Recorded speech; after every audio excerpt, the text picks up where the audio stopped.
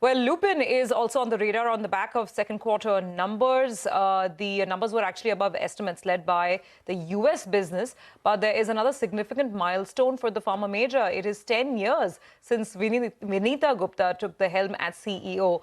Earlier, Ekta caught up with the management of Lupin and started off by asking them about how the launch of Spiriva generic inhaler contributed to the numbers.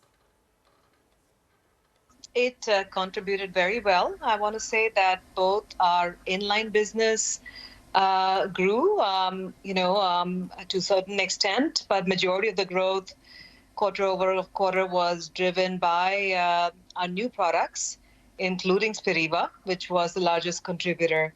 The product launch has been fairly successful, I would say. The substitution rate that we were expecting, we have started to see that already. So it's been a very well-planned and executed launch. Okay. Well, just narrowing down a little more on Spiriva generic, how much can we expect it to probably scale up or contribute in the coming quarters? Now, I'm going to give you some estimates and just give me a sense in terms of whether or not these estimates are accurate as per your expectations.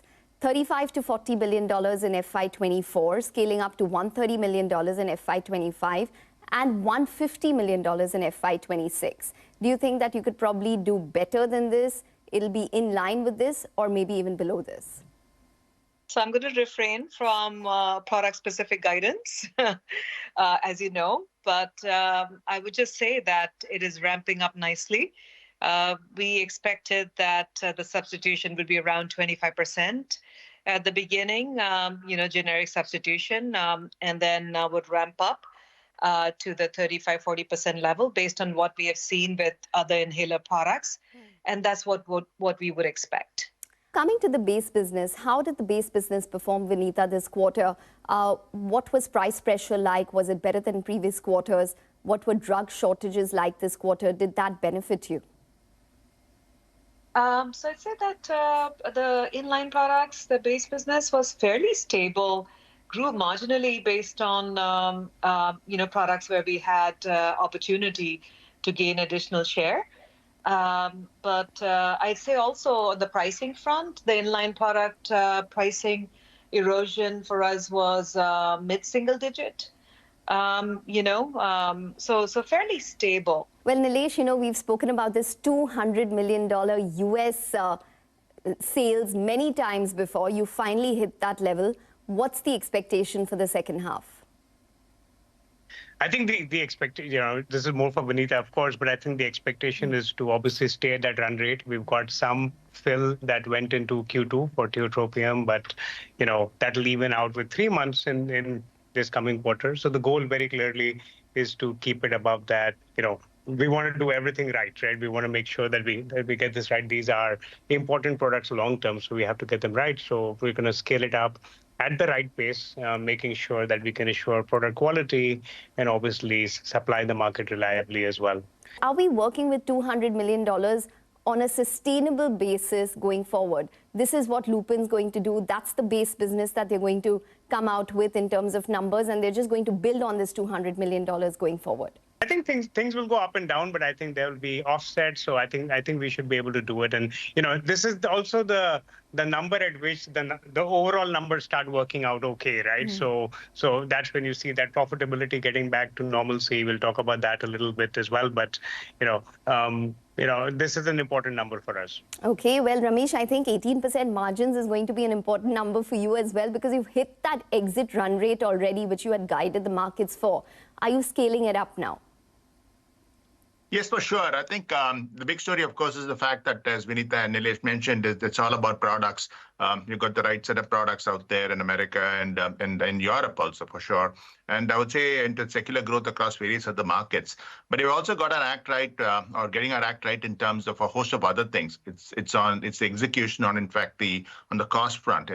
We went in for workforce planning some time ago. We wanted to rein in a lot of retarders, so to speak, which we have actually done fairly well. We got our act right when it comes to compliance. And there, of course, some tailwinds in terms of potentially stabilization of prices in America, and look at, in fact, the input prices as well. It's coming down a bit.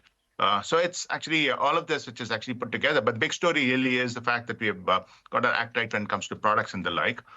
So margin expansion this particular quarter itself, you've seen about 4.5 percentage points increase from the previous quarter, thanks to, in fact, the gross margin increase reining in of, in fact, the employee benefit costs, the manufacturing, the operating leverage that clicked in. There's, of course, the factor leading to PLI and the like. So all of this really helped. So are you going to do 20% by the end of FY24? It's wait and watch for sure. Things are going on fairly well, but certainly we would expect things to be better in the quarters to come as well. Leave us with what maybe the second half of FY24 looks like, the FY24 guidance for what Lupin might achieve. Yeah.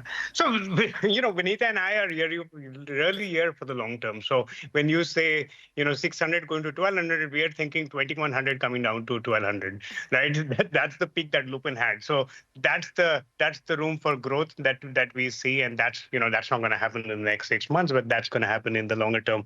From our perspective, I think, the US was the one business that required a turnaround, and we've turned it around with the right kind of products. I think we've always talked about complex generics. Complex generics are now operating at scale in the US for us.